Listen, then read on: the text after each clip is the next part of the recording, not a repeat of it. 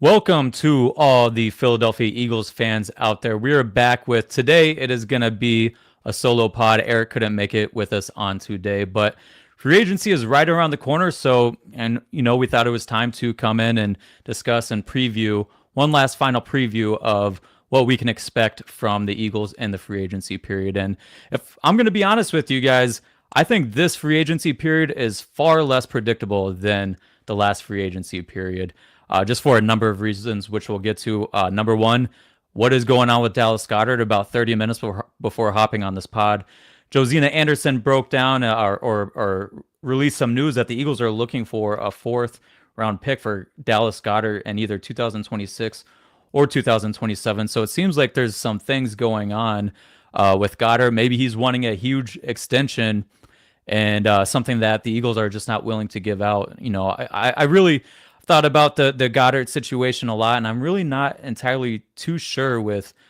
where this is going to head. It would make a lot of sense to restructure or give him some type of extension where, maybe it's a 1 or 2 year extension where you can play out this year and next year with guaranteed money, because right now there's no guaranteed money in his contract.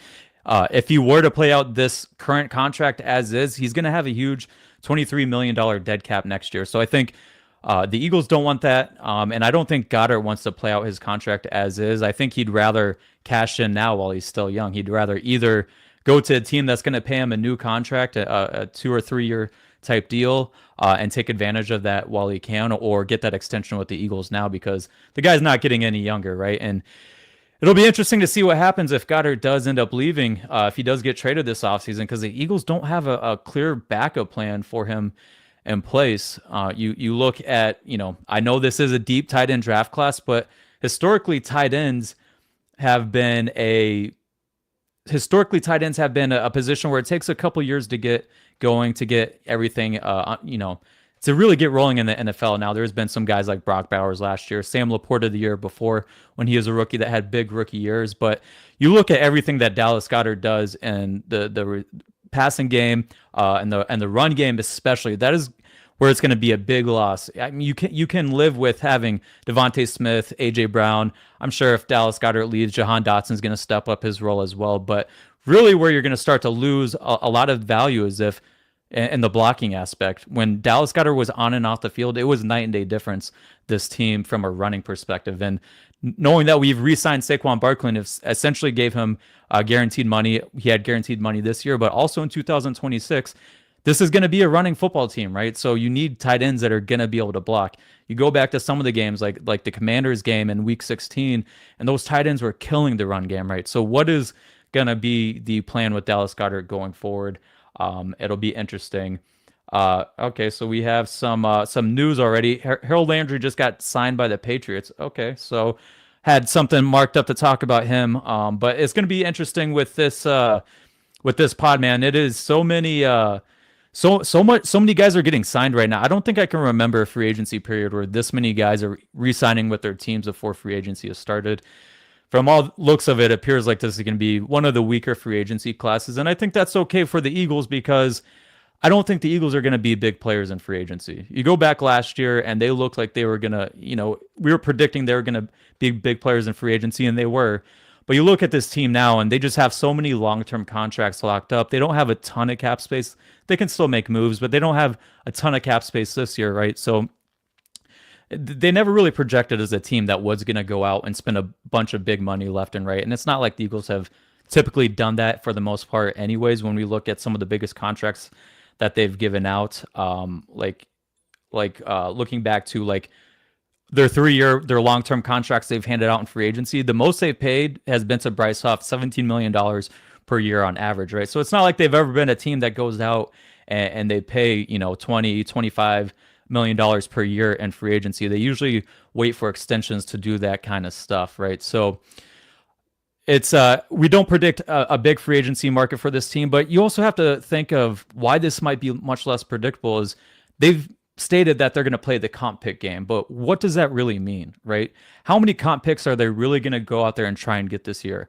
There's probably 4 players that I think will likely gain comp picks if they choose to not re-sign them, and that would be obviously Milton Williams, Josh Sweat, Mekhi Becton, and Isaiah Rogers as well. It looks like steam is picking up for Isaiah Rogers. I expect Milton will probably get a third, maybe a fourth round comp pick. Sweat will probably be in the fourth round. Maybe it gets to the third round. It really depends on contract and playing time. Becton is probably a fifth round comp pick if he's gone. Maybe a fourth. Again, depends on the contract.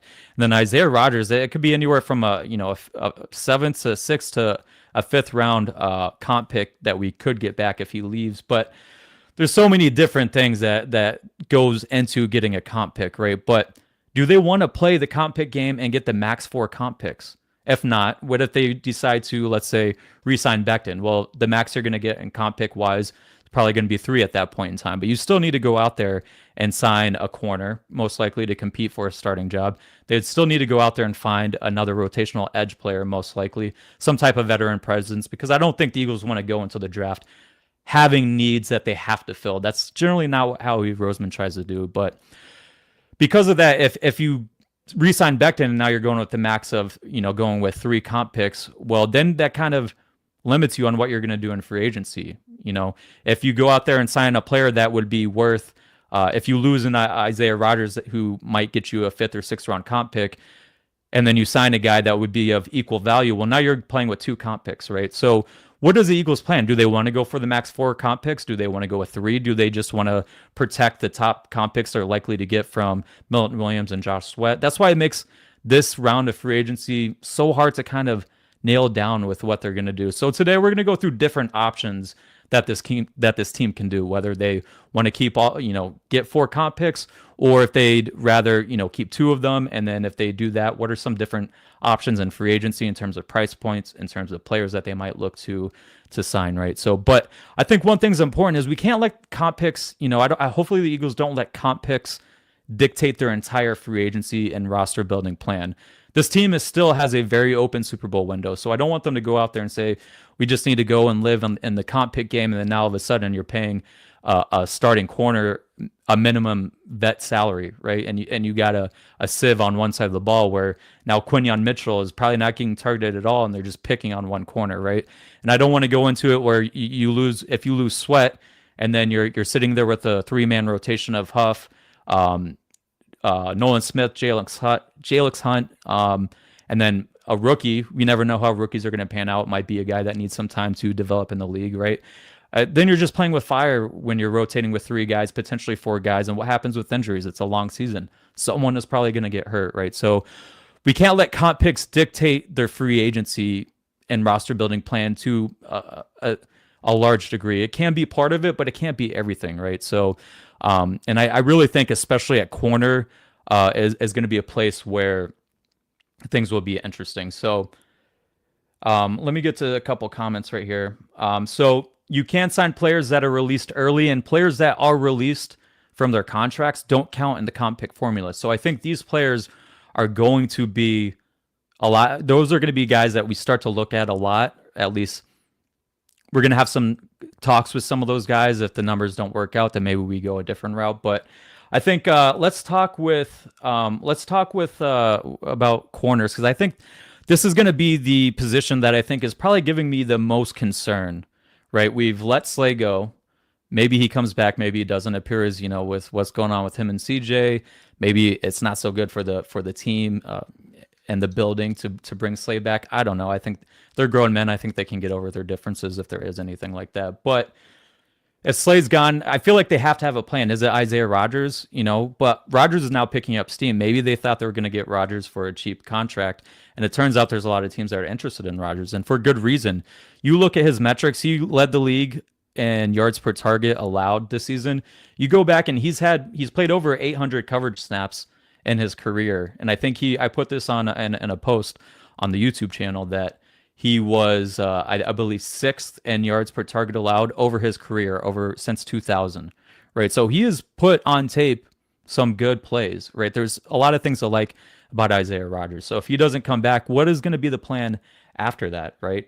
Someone said sign Asante Samuel Jr., but here's what's going to happen. If Isaiah Rogers is gone and they don't want to lose a comp pick that you would gain back from losing a guy like Isaiah Rogers, you're probably having to go and get a corner that's likely looking for, that's going to be somewhere in the, Here, I had this written down. That's going to be somewhere in the $8 to $10 million average per year range, right? And from what PFF is projecting, Spotrac is projecting, Asante Samuel's probably going to get a deal that is around $14 million. So that would cancel out. That would cancel out an Isaiah Rodgers comp pick. So do the Eagles want to do that? But again, you got to factor in: are we living to play the comp pick game, or are we still trying to, try and navigate that fine line of getting comp picks, but also still building a competent roster so that we can truly compete and not have any holes in the roster, right? So I think Asante Samuel Jr. could be a guy that they go after. I will say this, though. I don't think he's a solid player, right? But he's not going to be necessarily a lockdown guy. If you look at his yards per target throughout his career, he dealt with injury this year. But you look at 2023, so he only played 4 games this year. You look at 2023, he was 118th in corners and yards per target. And then you add into it, you got to kind of look at corners in terms of yards per target. You kind of have to take this in a factor of like what their average depth of target is as well. Because there's certain corners have certain play styles. You look at a guy like Denzel Ward, he gives up a higher yards per target on average, but he's also playing a lot more press man. So he has a lower completion percentage allowed, but when guys catch on him, usually it's passes further down the field, right? So he has a higher yards per target allowed, but he's also playing a lot more press man. He has a higher average depth of target against. A guy like Asante Samuel Jr., he plays a lot of off coverage. His average depth of target has usually been around middle of the pack throughout his career. So when you see guys that are, their average depth of target is on the lower side or middle pack, and they're still giving up a lot of yards per target, that does give me some concern. But some things he does well: he gets his hands on the ball, right? He was 32nd in forced incompletion percentage in 2023. So, okay, maybe he gives up some yards, but do you make positive plays on the ball as well? So you got to factor all that in. But if PFF is projecting for $14.5 million per year, I don't know if that is going to be a price point that the Eagles go after right there, especially for a guy like Asante Samuel Jr.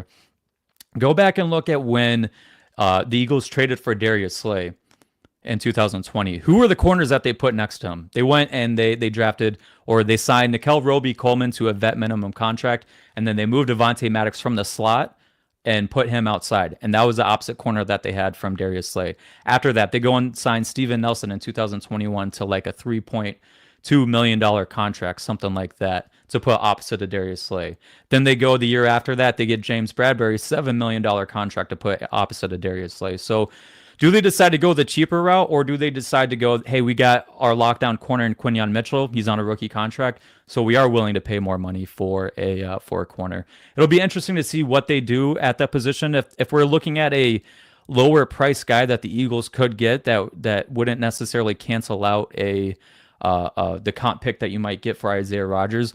Christian Fulton from the Chargers, Asante Samuel's teammate, actually had a pretty solid year this year. When you look at him, he had 6.75 yards per target average allowed, which was 52nd in the NFL, but much better than the 8.3 that Asante Samuel was at the year before. He was 24th in force and completion rate. He's a big guy. He was a second-round pick, I think in 2020 or 2021. Took him some time to really get things going, and then he seemed to have somewhat of a breakout year this past year. PFF is projecting him for a contract around $5 million. So, and that might be a one-year type of deal. And I think one thing that is important to look at with Eagles contracts is just look at how many one-year contracts they give out versus 3-year contracts they give out each year. They, on average, are giving out 1 to 2 3-year contracts. I'll put this back up, this graphic back up. They give out like 1 to 2, maybe 3-year contracts in free agency each year. And then you look at 2021, they gave out none, right? It was all 1-year contracts. So if you go with an Asante Samuel Jr. contract, that's going to be one of those guys where you're expecting him to be here for at least 2 years, maybe 3 years, maybe trying to extend him for longer. It'll be interesting to see how that plays out. But speaking of the comp picks, I think it's interesting to go back and look at what the Eagles did when they were playing the comp pick game after the 2022 season. When you look at the compensatory free agents that they lost, they had a lot of guys that they could lose, and how many they gained. They actually went out there and they signed no compensatory free agents. So they were really playing the max comp pick game to the max, but they had a lot more guys that they could have lost. Whereas the Eagles are really only have probably 4 compensatory pick guys that they're probably going to lose this year, right? So um, it'll be interesting to see what they do with their contracts. Here are the contracts that they ended up signing that year. All of them. They went and gave Bradbury a 3-year contract, and that's re-signing one of their own guys. So that doesn't count against the comp pick formula. They brought back Kelce. That was technically a free agent contract, I guess, but it was really Kelce's going to retire or he's going to play for the Eagles. Fletch, they brought back. He tested the market, but he came back pretty much right away. But other than that, it's a lot of 1-year contracts for very little money. A lot of 1-year contracts, low price minimum, vet minimum contracts. So are the Eagles going to go that route again this offseason? I don't know. I don't know. We'll have to see with that. But let me get back to some of these. Let's get back to some comments because we're blowing up a little bit in here. Yes, signed players don't count against the comp pick formula. Only comps to care about are Sweat and Milt. I think that the Eagles are going to try and protect those comp picks, your 3rd or potential 4th round comp picks for sure. So if I'm the Eagles, I'm probably going to say I'm fine leaving free agency only getting 2 comp picks instead of 4 comp picks, right? So if that's the case, and that does give you some flexibility to sign some guys that are, like I said, with corner, it's going to be about in the probably the $8 to $10 million range at max. For edge rusher, there's probably going to be around $9 to $11 million max in terms of the how that works out with the contracts. His contracts dictate compensatory picks for the most part. So I think the only comps really to worry about, I'd feel like with the state of this team, you want to protect those. But if you want to bring back a guy like Becton, you lose that comp pick, and then maybe Isaiah Rodgers leaves, and then you bring in someone at corner that would to help fill out the roster, but would also take away the Isaiah Rodgers comp pick. Nate Hobbs is an interesting name to point out. You look at his metrics, very good in terms of yards per target allowed. It's interesting with him though because he's been primarily a slot corner. He has the size to play outside. I think he's over 6 foot. So he's not one of these like 5'8" guys that you try and hide in the slot. He's a guy that could play outside, but he's never. I think there was one season he played for the Raiders outside, but he's expected to garner interest as well. PFF is saying he's projected for $4 million.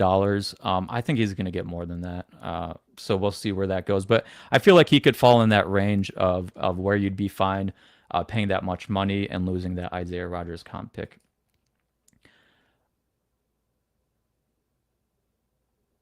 Okay, so let's talk about a few other players. Yeah, Devontae Adams to the Rams. So you guys are gonna have to keep me updated with breaking news because it's like every time I close Twitter, someone else is signed. Here, Vaughn got released. The thing with Von Miller is Howie Roseman came out the other day and said there's certain guys that they're gonna go at and certain guys they won't look at all. And he mentioned specifically like violence against women. And I think Vaughn had some allegations in the past. I don't think that. It sounds like that wouldn't be a guy that they would want to bring in, but I would understand the point that he wouldn't count against the comp pick formula.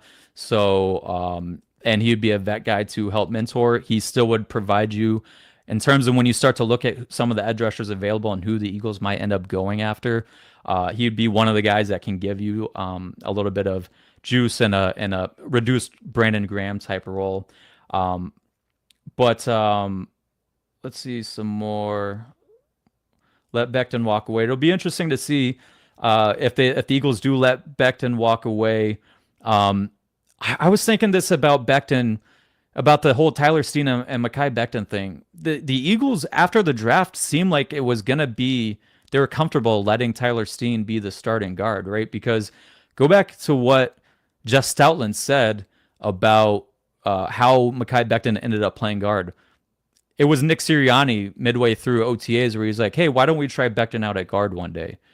Right. So it's not like they brought him here specifically to be the guard of the future. So what do they really think about Tyler Steen? He stepped in and he played in the command. He started multiple games or he played pretty much starter snaps in multiple games this year. So he finally got some real experience under his feet at a new position as well. Tyler Steen, remember, he's a tackle coming out of college. So this is really a new position for him, right? And he got finally some starting, some real playing experience. And then you add into it, he started in the NFC Championship game, primarily going against Jonathan Allen, and it's not like you really heard his name a whole lot. He had a couple losses against a guy like Jonathan Allen. I think that's to be expected to a degree, but they still put up 50 something points, right? So you can. You still can run a competent offense, I feel like, with Tyler Steen out there. And you look at the fact that they didn't necessarily bring in Becton to be a starting guard for this team last offseason. Just happened to work out that he ended up sliding into there. So I do wonder, just reading the tea leaves, do they feel confident in Tyler Steen taking over that position? I do think that they're going to go out there and they're going to sign some guys to vet minimums to come in to fill out this roster in terms of depth. I do think that they're going to draft interior offensive linemen in the draft at some point as well. So there will be some competition, but I'm not so sure that Becton is going to be back. And especially when you look at, the reports are now that there's not a whole lot of options for the offensive line and free agency. It sounds like they're saying that this offensive line market might go crazy with teams trying to fill holes, and people will absolutely get desperate for offensive linemen. How much is Milt expected to get on the open market according to PFF? Last I looked, I believe it was supposed to be, I can pull this up right now. They're saying $21 million on average. If he signs a $21 million contract, that is going to put him on the border of the 3rd or 4th round comp pick. A lot of that's going to come down to playing time at that point in time. Case in point, Christian Wilkins signed a contract last year for about $27 million on average. He ended up being a 4th round comp pick because he got hurt, didn't play the majority of the season, and that dropped him a tier. Whereas Daron Payne, he wasn't going to be a comp pick, but they list every player's salary on Over the Cap and what they potentially would be as a comp pick. Daron Payne, his $22 million average salary ended up being a 3rd round pick because of his playing time, right? So there's a lot of different factors that go into the comp pick formula. If Milton does get a $21 million, $22 million contract, that's going to put him on the 3rd, 4th round border. It's going to take, we're not going to know for sure what they would get back in return until next offseason. Let's see. Garrett, I guess we got to talk about this one, especially because I released a video earlier this week. Garrett re-signed with the Browns. So as an Eagles fan, being happy, things to be happy about that for. Number one, he's not going to the Lions or the Commanders or a potential NFC rival, right? So it's good for that. It's also good that it boosts up the market for guys like Micah Parsons, which Mike was probably going to make $40 million per year when he ended up getting re-signed at some point in time as well. I am a little bit sad. I would love to see a guy like Myles Garrett on this team. You really want to get blue chip guys. A lot of guys in the NFL are pretty you can replace like a lot of production can be replaced among the average starter level players, but finding guys like Myles Garrett that can truly be blue chip players would have been a fun thing to see. But listen, there would have been some consequences to signing him, trading for him, and signing him to a big contract for the Eagles as well. They definitely would have had to be even more strategic than they are this year, right? So there's some downsides to it as well. But it is good for the Eagles that he is staying in the AFC. And really, it was interesting, right? Like you saw a lot of people saying on Twitter after the news happened, well, yeah, $40 million is going to change anyone's mind from trying to play for a contender or not. But I guarantee you someone would have gone out there, a contender would have traded and paid him that much. When the Bears traded for Khalil Mack, they traded for him, gave away those picks, and still made him the highest paid defensive player in NFL history at that point in time. To me, it's a little weird that they must have convinced Myles that they're getting a quarterback that is going to be really good. Maybe they think they're getting Cam Ward and he's going to provide a Jaden Daniels effect for that team. I don't know. What is it? When are the Browns going to be competing realistically, right? I feel like Myles, if you really wanted to go to a contender, could have held out longer. They were playing the Browns. They're saying, we're not going to move you. But at a certain point in time, when he's only under contract for 2 more years, were the Browns really going to be competing in the next 2 years? Maybe they would have. But the last time they were in the playoffs in 2023, they got blown out by like 30 points in the wild card round. So is that truly competing, or are you just competing to get to the playoffs, right? So But what's going to be the plan after that, right? Do we go after a guy like Trey Hendrickson at that point in time? I really would have only been fine giving up the assets needed and the contract needed for unicorns like Myles Garrett. Trey Hendrickson is really good, no doubt about it, especially as a pass rusher. But the complete package that you get with Myles Garrett as a run defender, as well as what he does in the pass rush, the fact that he is impossible to double team, he runs through double teams. When I was going through and watching his highlights and his plays, he was a guy that you try and double team and it really didn't matter. He had so many ways to beat those double teams, right? So there's very few people that are ever going to be the type of Myles Garrett type players, right? So I really wouldn't want to go and give up the assets and contract probably necessary to trade for a guy like Trey Hendrickson at this point in time. I really would only want to do that for a guy like Myles Garrett. But having said that, what are the Eagles going to do at edge? Are they going to go out there and try and spend some money at the position if Josh Sweat walks, or are they going to go for a value pick? I personally think they're probably going to go and try and make a run at one of these guys that would not be a compensatory free agent, such as Harold Landry potentially. Obviously, from what people are saying, he just got signed by the Patriots, so he's off the list. A lot of people are looking at Draymond Jones because he has ties to Vic Fangio. Vic Fangio drafted him, but it's interesting. A lot of people are looking at Draymond as an edge rusher, which he played more edge for the Seahawks. But when you look at what he did with Fangio, he played defensive tackle. He was a 280-pound guy coming out of college. Those guys tend to play on the interior for Fangio, whether they're playing as a 4-eye on the inside shoulder of tackles, or they're playing as a typical 4-3 defensive tackle at that point in time. I'm not so sure he would necessarily be an edge defender for the Eagles, like a stand up, 2-point stance, being able to drop into coverage, things like that. I'm not so sure he would do that. And then you look at his metrics as well. I'm not sure Fangio would want to go with him as well. His run defense grade, 107th out of defensive ends. He's grouped with defensive ends according to PFF right now. So 107th in run defense grade, 104th in run tackle rate, 96th in run stop rate. Is that someone that Fangio, after we saw what happened with Bryce Huff not being a good enough run defender to really play for Fangio, especially down the stretch last year, I'm looking at guys that are going to be able to give you a little bit in the run game as well. If there's one guy that wouldn't count against the comp pick formula that I'd be really interested in, it'd probably be Zadarius Smith. When you look at all the guys on the list, he was productive against the pass last year, 10th in pressure rate, 8th in pass rush win rate. He was 24th in sack rate. His run defense grade's not nearly as good, 55th in run defense grade, 50th in run tackle rate, 72nd in run stop rate. But he gives you a blend of being a good pass rusher and still being good enough against the run, right? So I think that'd be a guy that they'd be interested in going after. I don't know exactly what he's going to get on the open market. We don't have projections for it, but I'm guessing probably somewhere in the 8, 9, 10, maybe $11 million range. The Eagles could afford that, and he wouldn't count against comp picks as well.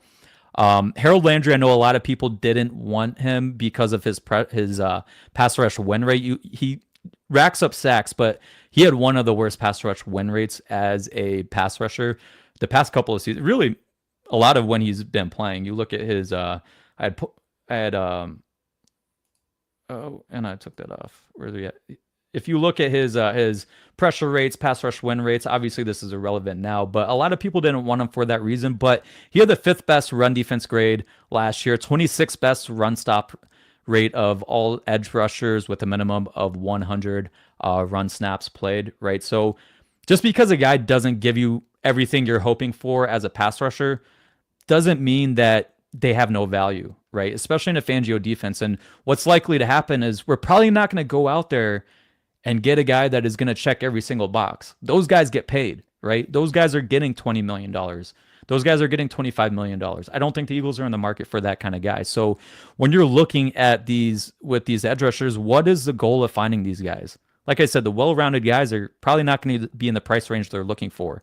If they're going to go after a guy that is a compensatory free agent, they're probably paying around $9 to $11 million so that they can protect themselves against losing that potential 3rd or 4th round comp pick that you would get from Josh Sweat or Milton Williams, right? So at that point in time, you have to understand what are you getting from those type of players. You might get guys that are really good at one thing and not so good at the other, right? They might be good pass rushers, but not so good run defenders, or vice versa.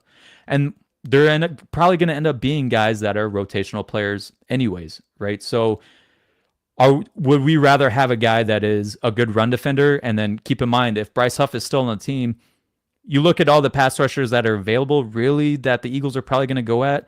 Bryce Huff had better, even on a bad year for Bryce Huff, had better metrics than pretty much all these guys. And the highs that he's hit in the past are significantly higher than anyone that the Eagles are likely to go at. You look at a guy like Azeez Ojulari, PFF's projecting him for $5 million per year. He was 54th in pressure rate, 85th in pass rush win rate last year. But then you look at his run defense grades, 63rd in run defense grade, according to PFF, 84th in run tackle rate, 100th in run stop rate. So what are you looking to get at that point in time? I would have been fine with the Harold Landry because at least he gives you something that he's really good at. He was really good at run defense, whereas Azeez Ojulari, you're kind of just getting average at best and, across the board, right? Is that really what you're looking for at that point in time? Really what I think is going to happen is they're going to go out there and they're going to sign someone that is, a lower price guy, and then they're going to add someone in the draft as well. It's probably going to be I feel like this defensive line group or the edge rush group next year is going to be more of like a hockey rotation where guys are going to have certain roles where they play, like you bring in someone that is going to be a good run defender, and then maybe Bryce Huff falls back into a situational pass rush role, which he really excelled at when he was in that role, right? Trying to get the best of both worlds in that type of aspect. So it'll be interesting to see at that point in time. I would like a guy like Khalil Mack for sure, but PFF's projecting for $20 million per year. There's no reason to think that he's not going to get somewhere in like the $15 million range. If you look at previous comps for guys like him, the production that he's brought in the past, I will love Khalil Mack. He is the guy that, wouldn't break the bank for, but again, he's going to negate your comp picks you're going to get for probably Josh Sweat or Milton Williams at that point in time. Second best run defense grade by PFF last year. He still gets consistent pressure. Things he does as well that don't show up in the stat sheet, like a number of times where he would sniff out screens and blow them up.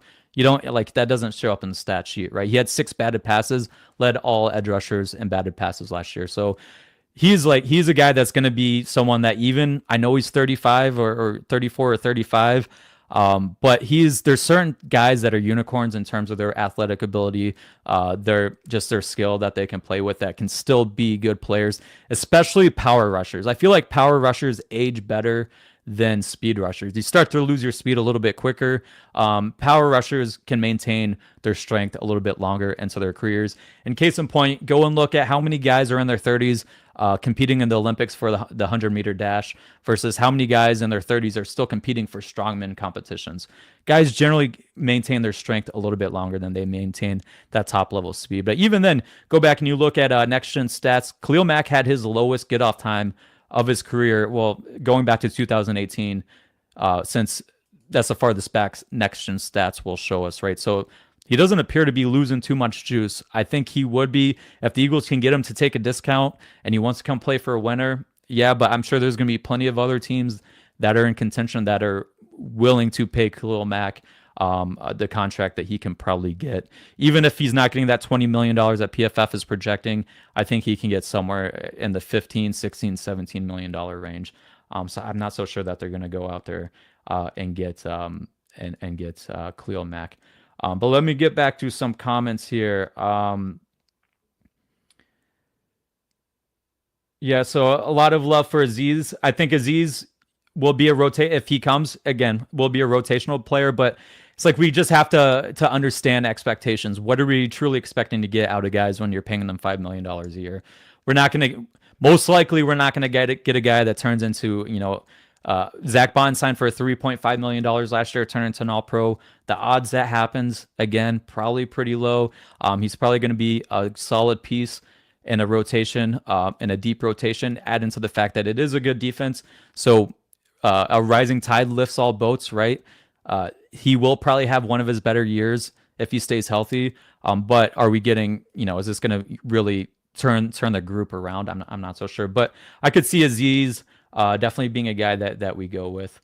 Um, all depends on Becton's price. Definitely think that too. If it doesn't get too far out of control, I do see a path where Becton comes back. But again, I feel like they do like Steen, and they've been doing a lot of homework on the offensive line group in this draft as well, at least according to their formal meetings at the combine. And another thing with Becton as well, there was a lot of things he had to clean up, but it was his first time playing guard, right? There were times where we talked about it all season long, pretty much. Like when he got hands on people, especially right away at the offensive line, he has a superstar ability to just displace guys, torque them out of the hole, open up giant gaps, just run them off the ball, right? But when it was things when, like if they're running outside zone the opposite way and he had to hit backside cutoffs, that's not really the strength of his game. Working up to the second level, taking better angles, understanding the angles he needs to take. There was times where he would just come in like a freight train, all gas, no brakes, and he would just completely whiff on guys. But you know what? It's his first time playing guard. So what is, like with Bond, I feel like there's still more upside to these guys because Bond was playing linebacker truly in a starting role for the first time in his career, and he was an all-pro. What does that look like in the next year? What does Mekhi Becton look like in another year playing guard? So I can see multiple reasons why they would bring him back, why they'd be willing to pay to bring him back. But again, I think it does depend on the the price. Let me get down to some of these further down here. Can Huff and the draft fill out a rotation without a free agent? I think absolutely they can. I think getting Huff in a pass rush only role or more pass rush role, I think would be better for what he does best, and then you can fill in with a young guy taking some of those snaps as well. But you will need some growth a little bit from a guy like Jalix Hunt, and I have, though, especially the way he ended the season gives you a lot of hope. If you look at his metrics his rookie year, they weren't great, but I think that's to be expected. Still learning a new position, but we assume players will continue to grow. That doesn't always happen. I think it will happen with Jalix Hunt, but he still needs to continue taking those steps to be a consistently good player. But the flashes you see from a guy like Jalix Hunt on tape really leaves you and gives you a lot of hope to believe that he will turn into a really good. Maybe he doesn't turn into Myles Garrett.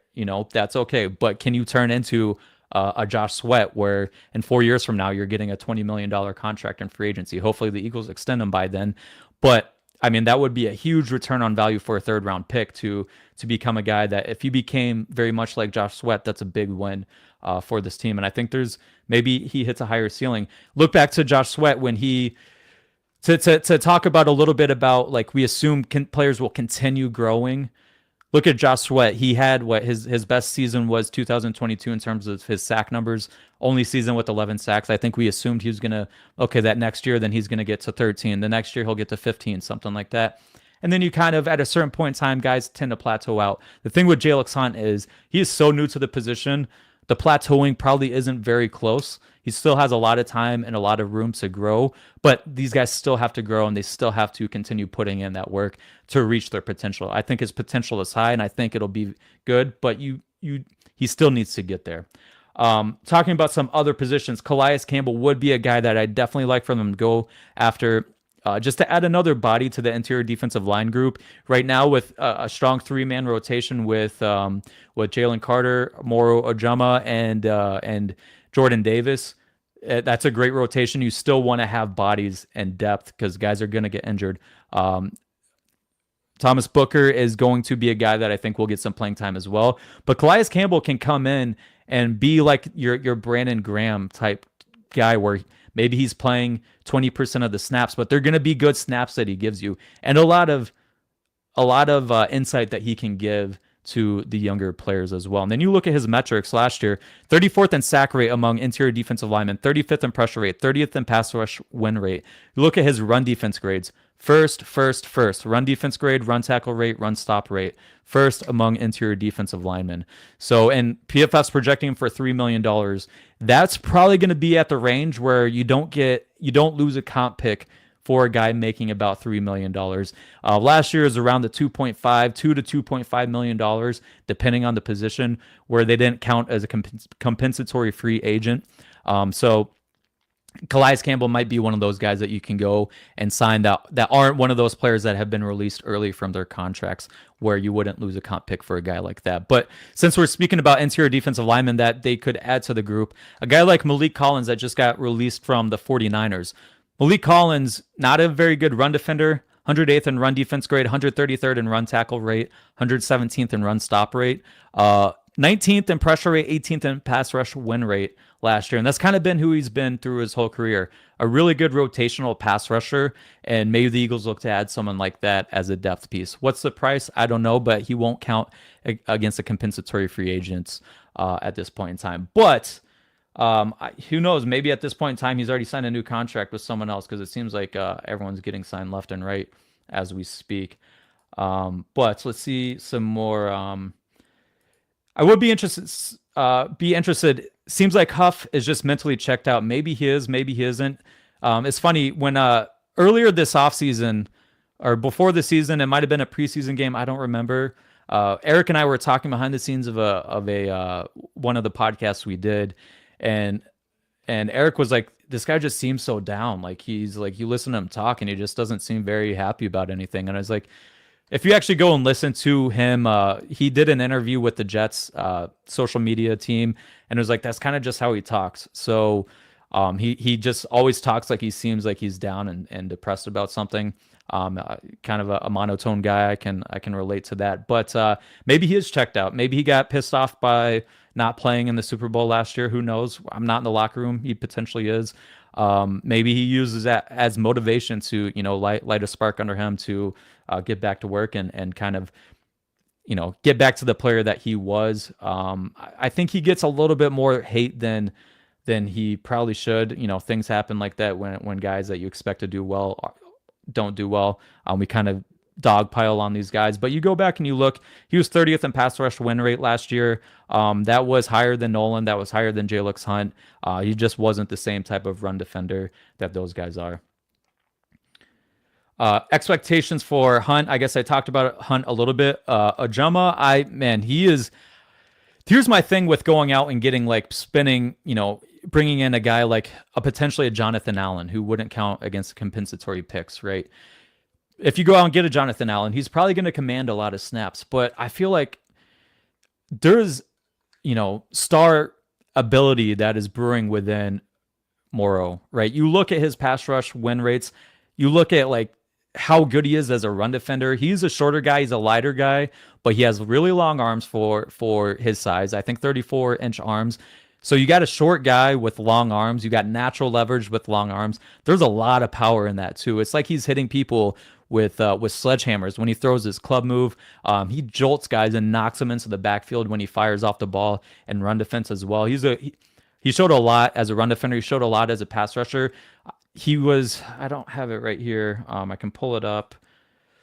Take me a minute to pull up, but he was top 5, I believe, in pass rush win rate, much further along than where Milton Williams was in the second year of his career. So I think there is a big potential for Morrow. But if you bring in a guy like Jonathan Allen, well, you probably end up taking away a lot of those snaps that Ajomo would take, would need for continued further development. But I think this is a big reason why they're fine moving off from a guy like Milton Williams, is because they have a guy like Ajomo that is ready to fill in and take over. So we're talking about some of these guys and positions that they're going to go after, but at the end of the day, they feel like they're in a good place for most positions. Nolan Smith, Jalix Hunt look like the sky's the limit for these guys.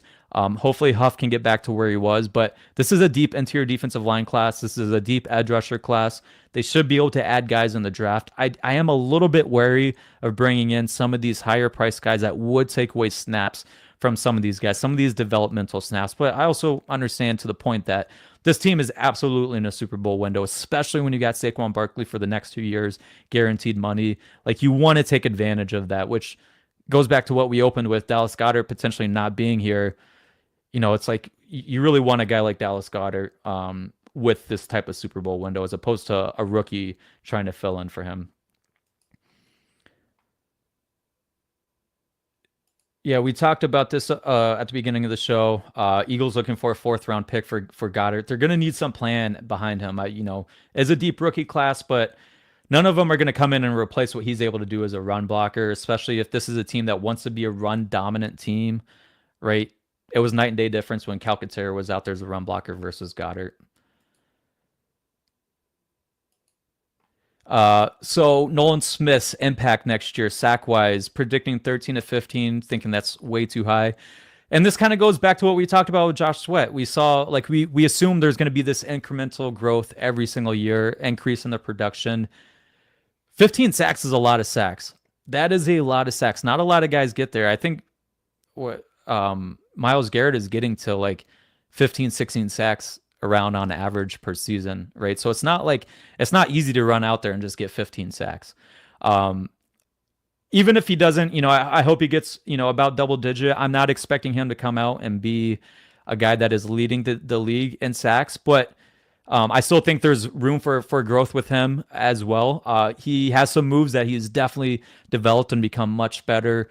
He has a much better pass rush game plan than he did in his rookie year. So hopefully that continues to grow, and we just can see that consistency continue to grow. What he brings as a run defender, I think we overlook so much when we look at like with the Harold Landry conversation. Everyone just looked at his pass rush win rate, and they forget about the fact that these guys are going to have to play the run 40 to 60% of the snaps per game. You can't just overlook that stuff. Josh Sweat's probably about to get $20 million per year in the free agent market. He had 8 sacks last year. He had 6.5 sacks the year before. But what he can do in the run game, combined what he can do as a pass rusher, that gives you value, right? And even if Nolan Smith isn't getting to 13 to 15 sacks, he will still provide good value for this team as a run defender and with everything else he does. One thing I think that is great about having a guy like Nolan Smith, he's going to get a lot of these like cleanup sacks where maybe he's not the one that's causing the initial pressure, but his effort and his ability to threaten with speed can kind of get guys off balance or get offensive tackles chasing a little bit, and then that allows Nolan to come in and get some of these cleanup pressures. Sometimes you look at cleanup pressures, and I've definitely done it in the past, and say, oh, well, that's not a win of skill. Cleanup pressures is a win. It is somewhat a skill asset. You need guys that are consistently, even if you're not getting home, if you're getting close and being in position so that you have a guy, the thing with guys that are getting a lot of cleanup pressures, you need an ace pass rusher. And they have that with Jalen Carter. They had that with Milton Williams last year. They're the ones that created a lot of havoc. And then you get guys like Nolan Smith that could come in and clean up some of these pressures. So I like Nolan Smith for a lot of reasons. I think there's a lot of room for growth with him still developing more consistency with this pass rush plan. Just getting quicker with getting through his moves, getting to his counters with everything with that as well. Yeah, I do think this is a deep edge class. And the thing with this edge class, you kind of got a bunch of different flavors of edge rushers that you can go with, right? You got these guys that are a little bit undersized, like your Josiah Stewart's, your guys like your Mike Green that are a little bit undersized, but they got excellent burst off the ball. They play extremely hard. You also got obviously the guys that are the Michael Williams. You got the Shamar Stewarts that are maybe they haven't put it all together yet, but super high traits guys. You got guys like Donovan Ezeraku, who maybe he isn't the most physically talented player, but good enough athlete wise. He's got really good, strong pass rush game plan already. Go-to moves that are NFL ready pass rush moves that he will win with. And then you look at a guy similar to Jomo, where he's a shorter guy, like 6'2", but he has 34-inch arms. He has like a 6'10" wingspan. Insane, right? So he's definitely a guy that when you talk about guys with arm length, even if he is smaller, he can keep tackles off of his pads just by really using his length to keep guys off of him, even though he is a little bit of a smaller player. There's a bunch of different guys. Some of these guys might be a little bit more developmental, where it might take them a year or two until they're really consistently getting a lot of snaps, but there's guys with a lot of ability in this edge group class. And I'm okay if the Eagles start Nolan and Hunt. And I really do feel like if they go and get someone as an edge rusher this round, it's probably going to be someone that is a rotational piece. Nolan and Jalix probably start, and then you kind of rotate in different guys throughout the game. So I do want to talk about. I do want to talk about. Just sorry, just getting through some more of these comments. A lot of them, a lot of similar ones. Okay, so a couple things. I guess we can talk to a little bit about the linebacker situation because they are going to need to go out there and probably pull in. There, it looks like they're going to draft a linebacker, but I feel like that might be more of like Nakobe Dean insurance. You look at his injury. Um, who knows how that's going to bounce back. He's also entering the last year of his contract, right? And so you look at, they did a lot of homework on, they had a lot of formal meetings with linebackers at the draft. That's probably more of a long-term plan with those guys, maybe a 2-3 year plan with those type of guys. I do think that and hope that they bring back Burks as a rotational or a depth piece at linebacker, and he could potentially start the year next to Zach Bond if Nakobe Dean isn't ready to start the year. What we saw with him, what he was able to do stepping in when he was getting starter reps in practice, he came in and he was an impact player for this team. And then you add what he's able to do special teams wise. He's a big, physical, fast linebacker. That stuff really matters when you look at special teams. And we talked in the last episode the importance of special teams. Some of these guys are playing 20 snaps a game.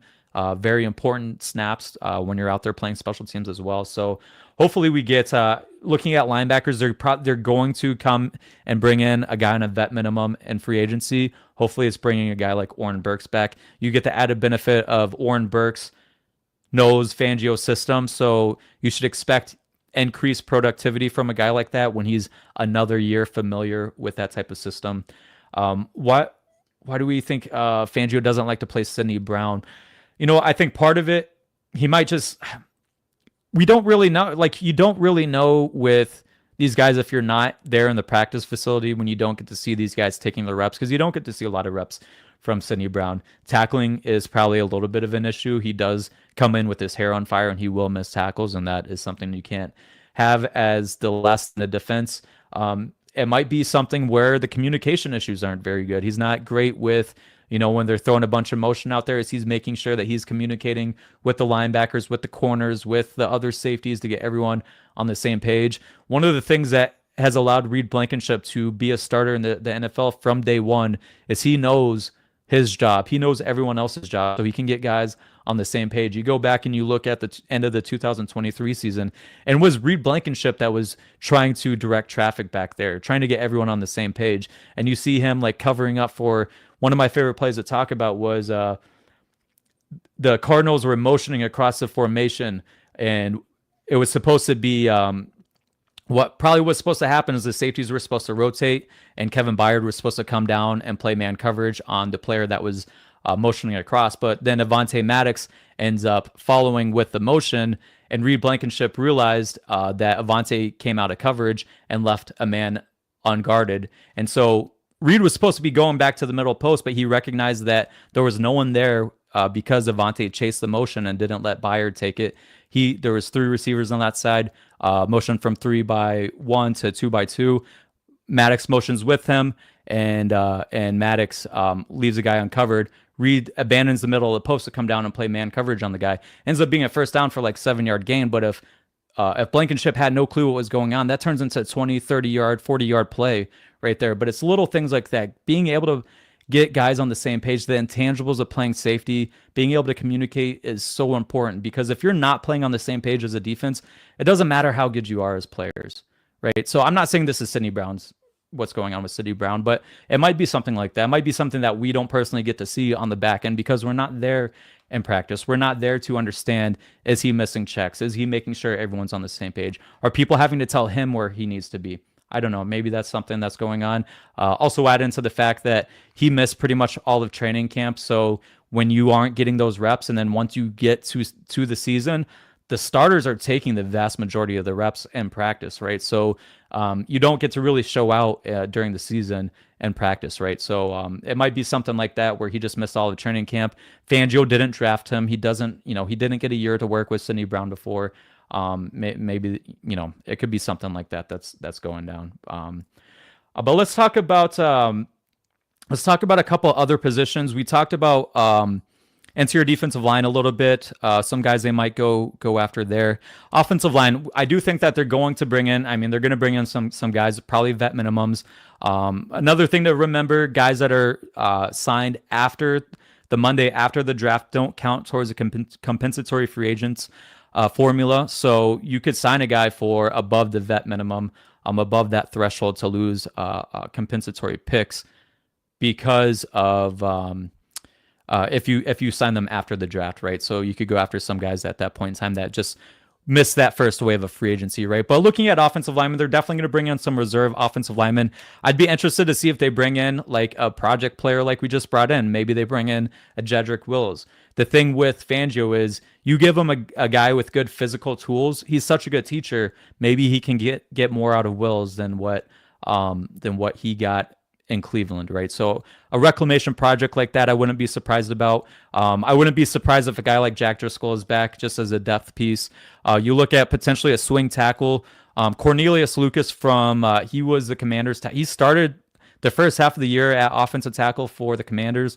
At left tackle before, there was some injury that went on, but they also, I think they wanted to play their rookie that they had drafted and Brandon Coleman at left tackle. So he took over the snaps. He had a significantly better pressure rate allowed than Brandon Coleman. 23rd in pressure rate allowed among all offensive tackles with 100 pass snaps last season. So maybe a guy like Cornelius Lucas to bring in some veteran depth. Lucas Patrick at offensive guard. He played for the Saints last year, was 10th in pressure rate allowed. He got starter reps for them. PFF's projecting him, or I think SpotRack's projecting him for like the vet minimum deal. So maybe some guys like that. The thing, you're really, shooting fish in a barrel, where I don't think that's the right saying, actually. You're really throwing darts if you're trying to think, figure out who they're going to go out and bring in as offensive linemen to be kind of those backup players. I do think Darian Kennard, who is under contract, might be a guy that they when I go back and I look at that Giants game, he looked like the better tackle compared to Fred Johnson. And then Fred Johnson had the second worst pressure rate. I know a lot of people are saying bring Fred back. I feel like that they can probably get a little bit of an upgrade over Fred Johnson at swing tackles. But who knows, maybe the familiarity matters and they'll bring him back. What are they going to do? I imagine they're probably going to bring in someone to be a punt returner for this team as well. Devin Duvernay is available. He's a punt returner throughout his career. You really want to make sure that we got someone reliable back there, someone so we don't have to continue putting Cooper DeJean back there. He is way too valuable for this defense to continue running out there as a punt returner. Britton Covey, they're probably not going to tender him because they can probably bring him back for a much cheaper contract. So maybe Britton Covey's back and he's, hopefully with him healthy, maybe he's the punt returner. But at wide receiver, if they bring someone in, again, it's probably going to be like a Paris Campbell type deal, a veteran minimum. You probably end up seeing them get cut, put on the practice squad, get elevated throughout the week. But you got to think about these guys that are, filling out the end of your roster for positions and jobs that you need. Does Avonte Maddox come back as a backup nickel? I was looking through the nickels and who is available, and it's like, I don't really know. There's not a whole lot of guys out there, that you think you're going to sign for a pretty cheap deal that you can look at and say, yeah, that's a good backup nickel, right? But you have some familiarity with Avonte Maddox, with the defense. I know a lot of people, he can be frustrating at times, but another year with the defense, I think, he does have ability. And I think he's a guy that would come back on a vet minimum that you could sign as well. What are the chances Slay comes back? I think that's slim with his recent comments and probably with the locker room drama that's going on. But again, what is going to be the plan if they don't bring back Isaiah Rodgers? What is that plan? Who are they going to go out there to throw out there at corner? Maybe the team truly does think Kelee Ringo is going to be the starter out there. And then all of this is a moot point, right? But Darius Slay played very well at corner last year, and he could be a guy. Jeff McLean reported that the Eagles might bring him back still if the price is right. But like Slay said, if Philly's doing what he wants to do, so it sounds like he wants to get paid. And to be fair, that's understandable considering going back to, I guess he was offered a bigger contract from the Ravens after the 2022 Super Bowl, and he turned it down to come back to the Eagles. Maybe he feels like, all right, this is my last chance to get a big contract out of the NFL. To really get paid in the NFL, right? So he wants to make the most that he can before riding off into the sunset. uh, Myers, a blocking tight end, wouldn't replace Goddard with him. Here's the thing: if you're bringing in someone else, it's probably going to be some type of a committee rotation, right? Where it's like Mayer's going to start, play more of the rundowns, and you bring in Goddard on pass downs. If that's the case, now maybe they still go out there and draft someone. Even if you draft someone like Harold Fannin Jr., he's not so much of a blocking tight end. So maybe it is something where you go and you try and have a hockey rotation where you're rotating in different guys for different roles, and it's not going to be one guy like that does it all like Dallas Goedert. They are going to downgrade. If they don't bring Dallas Goedert back, it's going to be a downgrade. I don't think there's anyone that's, unless they want to use some of their comp picks that they might get to go out there and maybe trade up for a Tyler Warren, but I don't think the Eagles are going to go out there and spend a first round pick plus extra draft assets to draft a tight end in the first round. That's not really, when you look at the value, the contract value of drafting in the trenches, offensive linemen, particularly offensive tackles, pass rushers, defensive tackles that can rush the passer as well. You get a lot of, receivers, corners. You get a lot of cap benefits from drafting those guys in the first round versus drafting guys like tight end. But that's a talk about draft theory more than anything else. But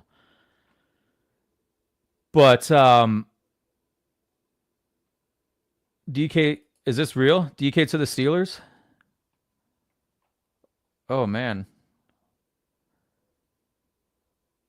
Wow. Big news. If that is, I gotta look that up. Is that true? Oh, I guess so. 5-year, $150 million deal. Wow. Okay. Interesting. He's still not as good as AJ, but interesting. Someone mentioned Josh Reynolds. I'd be interested in a Josh Reynolds type player, reliable player. He's gonna do dirty work for you. He wouldn't count against a comp pick formula. Probably a cheaper contract on that end. I'd be open for a Josh Reynolds type deal for the Eagles, definitely. Now, having said that, we're probably looking at a situation where, what ends up happening then with guys like Anaya Smith, what happens with Johnny Wilson, one of those guys is probably getting cut at that point in time if you're bringing in someone like a Josh Reynolds. We'll see who that happens or what happens at that point in time.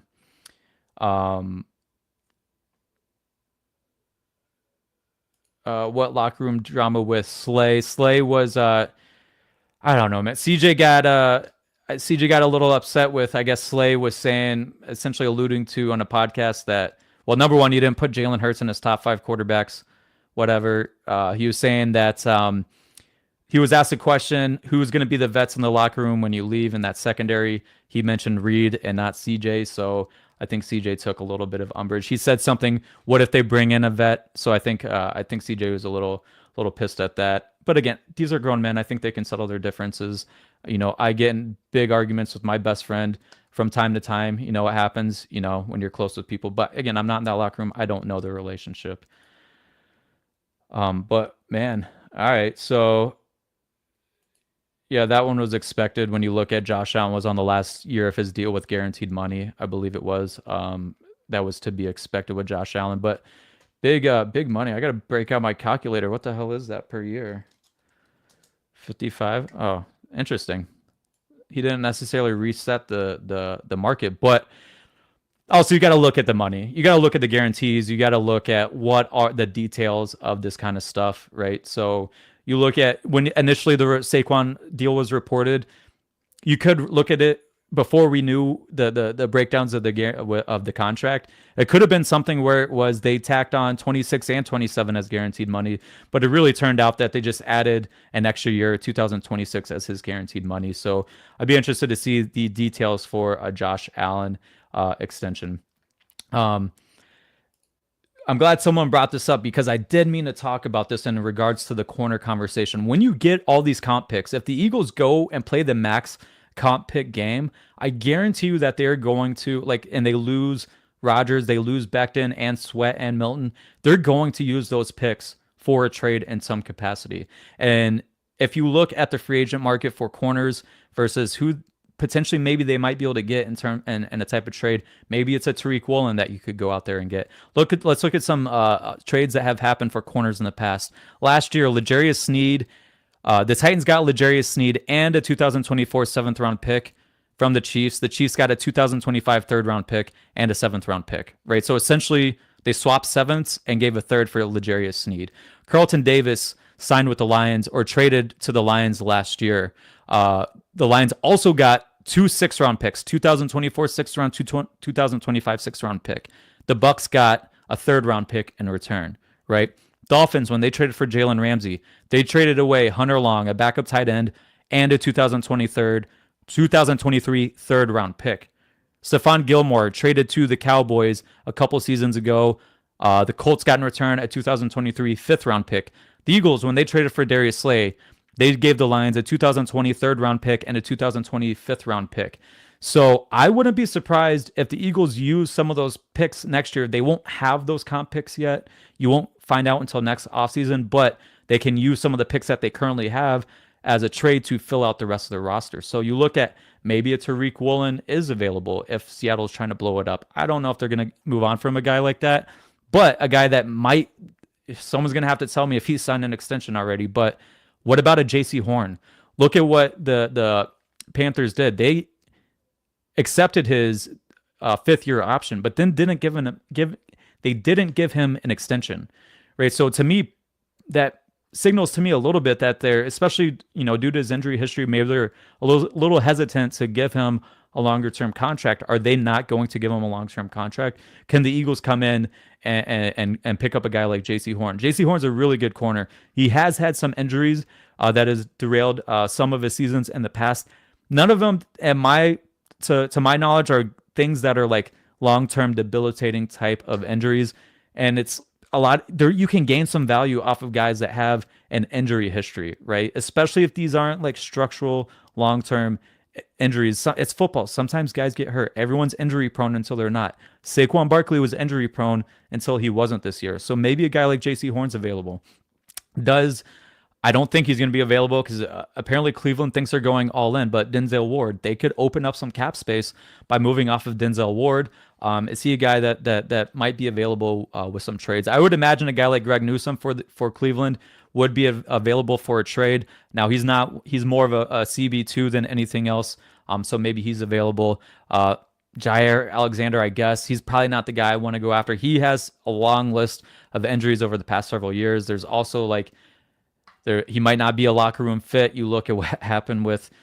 You guys can read up on what happened with the Green Bay, him inserting himself into a captain and messing up their coin toss a couple years ago. So he's not the guy I'd want to go after. But sniffing around the trade market, if they get all these comp picks, they're not going to go out there and draft 12 guys next year. They're going to use that to either move up and down the draft board, maybe get back into a third round, or move up from their late second to maybe a mid second this year. They're going to move around the draft board with some of those picks. They'll trade back some of those picks at some point in time, but I highly doubt if the Eagles get 4 comp picks, you add it to the Hassan Reddick pick that they got for the Hassan Reddick trade going into next year. That would give them 12 potential picks in that draft. I don't see the Eagles picking 12 guys. They're going to use that to fill out their roster in some degree. Maybe it's a trade for an edge rusher. Maybe it is a Trey Hendrickson trade. Maybe not him, but maybe someone else that is available. We have to go through and look at, and right now might not be the best time to look at it if guys haven't been traded yet. But the first week of free agency is a big time for guys to get traded. Then you start to see guys get traded in August again after teams have gone through free agency and gone through the draft and seen, hey, we now have a plethora of guys at this specific position. Maybe we can move on from some of these guys now. Maybe we have a plethora of guys and we can trade away one of our veteran players. So I think that trades will be something that factors in to the Eagles' offseason plan, especially if they're going to sit here and try and play the comp pick game. So we'll see how that will all play out.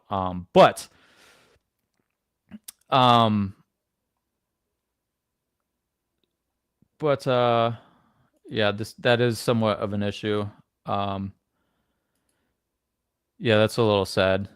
I hadn't seen too much about extension talks for them, but maybe JC's off the market, it would be smart for them to take him off the market. I think it would be a mistake for them to say he missed had a couple of seasons derailed by injuries. They weren't it's not like he tore his Achilles. That's a killer for corners where you have to be able to run, right? I think it would be a mistake for them to not bring a guy like that back. But if he the Eagles, I'm sure Howie's made a call to them at some point in time. But again, we should look for guys like I wouldn't, keep an eye out for guys that could be on the market at certain positions of need. But Baron Browning, he actually got signed today. So I think he stayed in Arizona, so I don't think he's coming back. And he ended up playing edge after Fangio left. Anyways, he played linebacker for 1 year with him. I don't know what would have ended up happening with him. But here's the thing: as I wrap this up and get out of here, the thing is with this group, with this free agency, I have no clue what is going to happen. I absolutely have like last year was a little bit predictable, and that like Bryce Huff looked like a guy the Eagles were going to go after. We knew that the Eagles were going to be players and the running back market, and there was a lot of talk about Saquon Barkley. With the stuff going on with Dallas Goedert, with how many options that they have available in terms of what are they going to do with their comp picks? Are they going to try and get the max 4 comp picks? Are they going to be fine with 3 or potentially 2? How many of their own guys are they going to bring back? What is the plan at corner? I really don't have a good feel for what is going to happen this offseason. I was much more in line with what was happening last offseason. But you add into the fact that the Eagles they're a little tighter on their cap. They've given out big contracts to their guys, to their own guys, which is the right thing to do. You look at a lot of these teams entering free agency with a lot of cap space. It's because they didn't have good players to re-sign. The Eagles have had the luxury of drafting really well, making good trades for guys like A.J. Brown, bringing in guys in free agency that they've also wanted to extend, like Saquon Barkley, right? So they've pretty much tied up their core for the most part. So when you don't have as much money in free agency to kind of throw out and be the big spenders or really go after certain guys, and when you're trying to navigate and play that comp pick game as well, it makes things a lot more, there's a lot more. It's not as clear as what the path is going to be. But the positions I'm definitely going to be looking at is what do we do at corner? Is Isaiah Rodgers coming back? If not, who are they going to throw out there at corner? Do they truly feel like Keely Ringo could be the starter? Right? These are things we don't have the answers to. Do we play DeJean outside? I don't think they will. I think he's going to stay as a nickel. He can make more plays, more of an impact, I feel like, playing nickel than playing outside corner. You can get ignored when you're a really good outside corner. When you're a nickel, you are going to be in the action. And DeJean came out and said that he likes playing nickel more. And personally, when I played corner, I played outside. Corner is boring. You are not doing shit for not even half the game. Like 90% of the game, I'm not doing anything. I'm not in the action. I'm like running. I'm doing cardio with the receiver out there, right? I might get 3, 4. If I suck, I'm getting 6 targets, 7 targets a game, right? Corner is kind of boring when I think about it. My biggest regret from my playing days is that I wasn't big enough to be, a 280-pound defensive lineman, because that's where the game's really played. You have action every single play. But when you play nickel, you're in the run fit. You are much closer to the action. You are involved in the run game. You're involved in the pass game to a much higher degree. So DeJean likes to play nickel. He's going to be able to make more plays as a nickel, and it probably suits his skill set a little bit better. Now, if they're playing base defense, I could see situations where he is moving to outside, but I think they want to keep him as a nickel. But other than that, guys, I'm truly interested to see what happens with free agency this year. I think the draft and potential trades are probably going to be bigger avenues for them to add players. I think it might be a year like we looked at in 2023 where it was a lot of 1-year contracts. They give that 3-year contract to James Bradbury, but you know what, that's kind of like the Zach Bond signing, and then everyone else was like 1-year contracts after that point in time, right? So it might be a situation where we see just a lot of 1-year low price contracts. It could be a situation where they go and they do have the cap space if they want to continue to go out there and add one more, 3-year contract, higher price player. I shouldn't say higher, like mid-price player, someone that's getting 15 mil a year. They could potentially go out there and do that as well. So there's just so many different options, and it's going to be an exciting and interesting thing to see what happens. But we will be back and we will be discussing all these guys once we know what the hell is going on, and hopefully they figure out something to do with Dallas Goedert. But Until next time, guys, spread the word, like, subscribe, spread the word. And until next time, go Birds.